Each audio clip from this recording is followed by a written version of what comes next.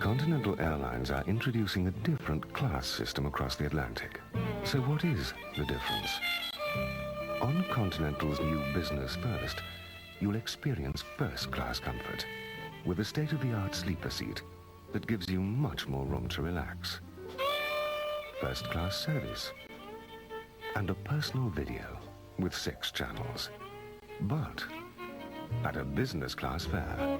Business First from Continental Airlines. Experience it. It's truly first class. That is the difference. They're the supermodels. Naomi, Cindy, Claudia. And this week they talk privately to the Daily Express about their beauty secrets, the tricks of their trade, and the catwalk gossip in a spectacular 24-page Paris fashion pullout, Fashion DX. And it's Cantona, soccer's maverick glamour boy, talks about life at Manchester United and his passion for football. With Monday's 24-page Paris fashion pullout, no wonder you're reading the Daily Express.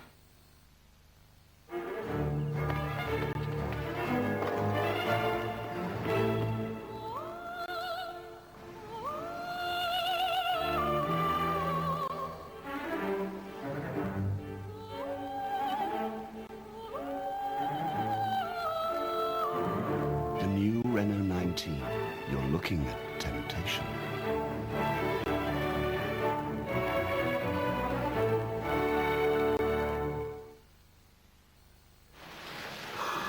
Down here, one can't help feeling privileged to witness the behavior of these highly intelligent mammals.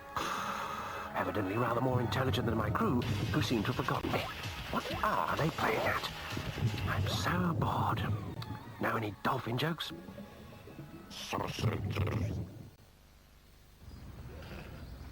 Yes, Martin, it's a tracksuit. I can see that, Dad, but what's it doing on you? It's part of my new, healthier lifestyle. First step, Kellogg's Bran Flakes. Kellogg's Bran Flakes? Yeah, they're high in fibre, low in fat. They taste great. So this new lifestyle of yours means that as well as eating Kellogg's Bran Flakes, you'll be jogging to the newsagents every day? Yep. One step at a time, Martin. Kellogg's Bran Flakes, a step in the right direction. Bupa now has a health scheme for almost everybody from only £9 a month. Phone free now. 0800 600 500. For the fastest way to the top films, shows, restaurants and clubs, take the best seats in London. You can't beat the Tube.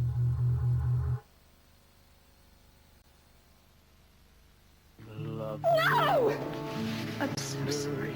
A Lesson in Love for Heather in Head Over Heels, tomorrow night at 9 on Carlton. Let me go.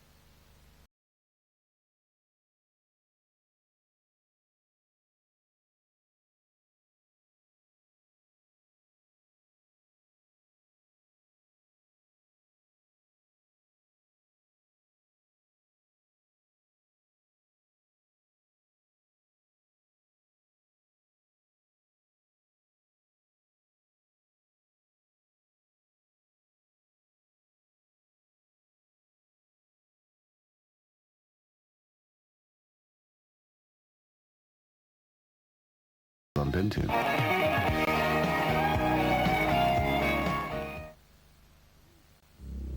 To the Tower of London in chains and disgrace, the year of 1510. By Traitor's Gate I came in, and will not go out again. And I can tell of deeds blacker than a raven's wing, of princes in their prime snuffed out, of Lady Jane, Guy Fawkes, and Anne Boleyn. Where now I tread on ancient bones, where history, brimful with blood, spilled and seeped into the stones.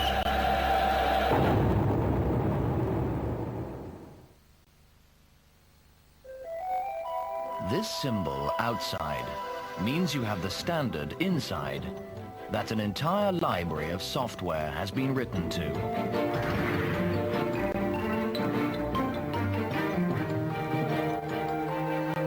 The Intel microprocessor. Think of it as a library card that lets you run the software of today and tomorrow. So look for computers that have Intel inside. Come Coming your way, half-price train saver fares only with this week's Daily Mirror. You can knock pounds off your travel costs all over Britain, from Newcastle to Newport, from London to Leeds. It's fast, it's relaxing, it's just the ticket, and it's half price only with the Mirror. Plus, James Whittaker reports on what the future holds for the young princes after Charles and Diana's separation, how they're learning to live with the heartbreak, plus souvenir pictures you've never seen before. Buy tomorrow's Daily Mirror and win with the Mirror's National Lottery. How come some women leave for work looking like they just stepped out of a salon? Your hair, your choice. Select your personal combination of salon shampoo and salon conditioner for salon beautiful hair. Your hair, your choice. Salon beautiful hair, like you just stepped out of a salon. Your hair, your choice.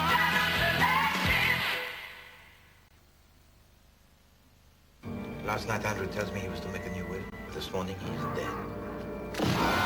All new mysteries for Poirot, tonight, 9:20. Next Saturday at 7:45, we continue to retrace the classic investigations of Inspector Morse.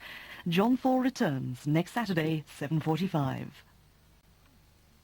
Tonight on ITV. Last night Andrew tells me he was to make a new will. midnight he gets a telephone call. This morning he is dead. No, this is no coincidence, Hastings. Got some gall to go casting aspersions like that, Poirot. In the will that is missing, you inherit a small fortune. If you can prove you are his son, you will inherit a vast one. With or without your help, I will unravel the mystery of his death. New mysteries for Poirot, tonight at 9:20. And next tonight, we join the studios of ITN for the latest world news.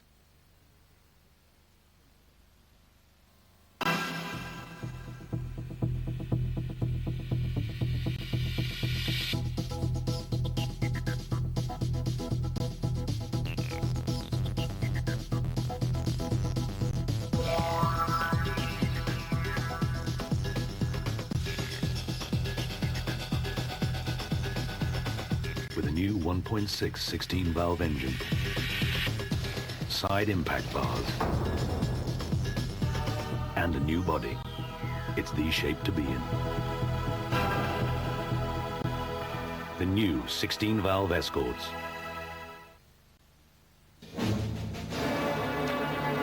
The BK dollar took a quarter pounding today as dealers exchanged them for free food at Burger King. Dealing started with each BK meal deal yielding one BK dollar. A spokesman said, collect BK dollars for free food your way. You want it your way. At BK, you got it. I hope our home-fried chili sauce will be a success, Fred. Don't worry, Trevor. It's a very good recipe. Let's see what the Johnsons think. What's for dinner? It's a surprise. Chili con carne in 30 minutes. Brilliant. Fred, you've done it again. Fantastic. Home-fried sauces in jars. Marvellous meals in minutes. This is Murray. Murray is going to demonstrate that it can be a very insecure feeling getting into something without knowing exactly what you're going to get out of it.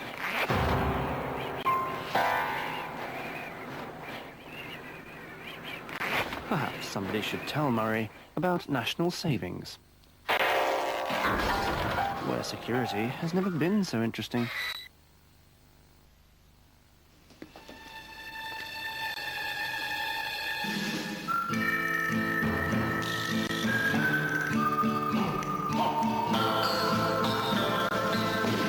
Chicken!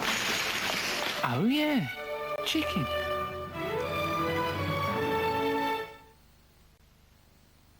Ford announces a new range of practical offers, each designed to help you drive your choice of a new Ford now.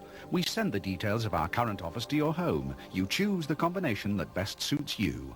Blueprint for a new Ford. Call 0800 111 222 for your free copy. Tonight at 10:20 on ITV. Get into the swing of pain and pace. All you need is gloves. Tonight.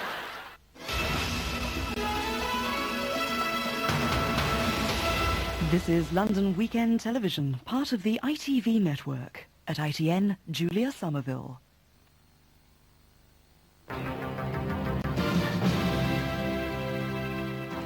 Good evening, this is the news from ITN. Tonight's headlines. Mr. Smith launches Labour's new politics, putting people first. Police hunt terrorist suspect after arrests at an explosives store. And the champions of tennis pay tribute to Arthur Ashe. The Labour leader John Smith today signalled a shift in direction for his party as he set out a new strategy for the future. Mr. Smith said Labour must abandon dogma and put people first. He rejected the old emphasis on state control of industry and embraced the merits of a mixed economy. This was John Smith's attempt to answer those critics in the party who've accused him of lacking vision and fresh ideas. But it was a deliberately sketchy outline of the way forward for Labour, which began with an attack on the Tories and John Major's leadership. Instead of making yet another speech about the classless society, he should be tackling the problem of the jobless society. But the heart of his message was that Labour had to abandon old ideological baggage if it was to appeal to a wider electorate.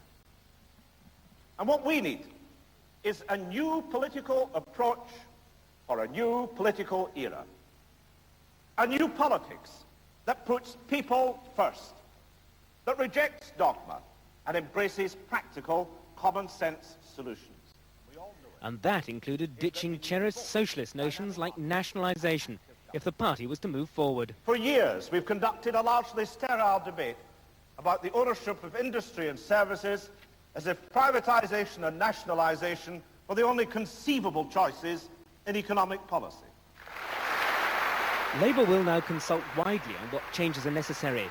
That could get round the problem of the last election when its manifesto was ready years in advance.